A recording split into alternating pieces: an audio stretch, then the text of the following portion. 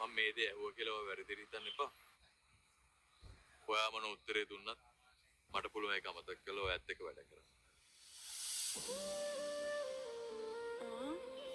මෙයා මට ආදරේ කියන්නද හදන්නේ?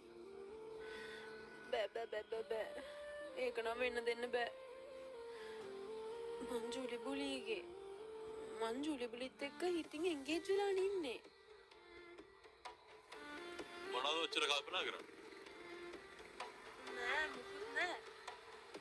ඔයා මගෙන් මුකුත් නරක දෙයක් අහන්නේ නෑනේ. නරක දේවල් කියන්නේ මොනවද? මාත් ඉතින් මෙහෙම උස්සට හැරෙට හිටියට තාම පොඩි ළමෙක්. ඒ නිසා පොඩි ළමෙක් වගේ සලකන්න. හැඩයි? කවුද කිව්වේ ඔයා හැඩයි කියලා? ඔයා හැඩ නෑනේ. ඔව් මං හැඩ නෑ. මං ඉතින් අර මේ කවුද වගේනේ. නිකි. මට දැන් ඇත්ත කියන්න ඕකෙන් ළමයා.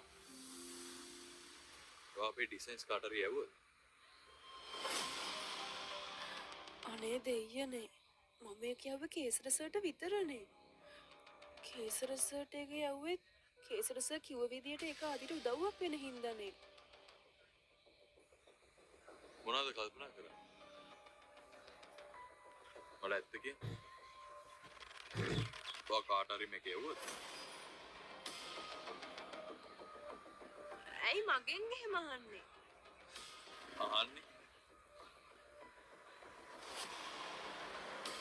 අහන්න හේතුවක් තියෙන හින්දා.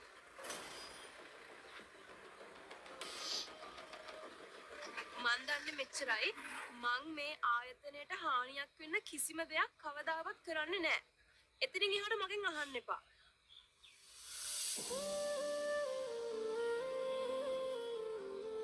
මන් දන්න හේතුව මොකක්ද කියලා මෙයා කොච්චර නපුරෙක් කියලා හිතුවත් ඒ ඇස් දෙකෙන් පේනවා හරිම අහිංසක ආදරණීයකමක්. ඒ ආදරණීය ඇස් දෙකට මට බොරුවක් කියන්න බෑ. මං කවදාවත් කියන්නෙත් නෑ.